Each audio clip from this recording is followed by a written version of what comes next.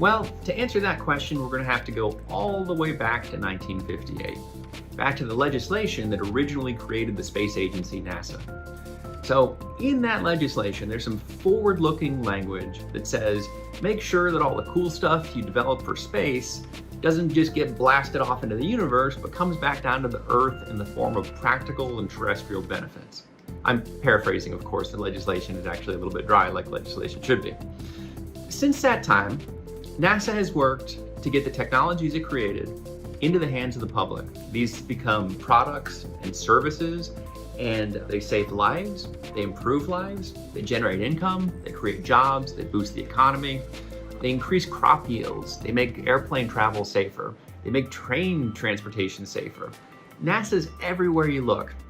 One example I like to bring up is the camera in your cell phone. That was actually developed at JPL.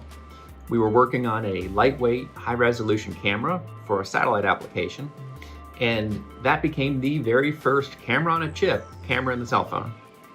We've also worked on things like indoor agriculture, which is increasingly important as the world gets denser and people need access to healthy foods.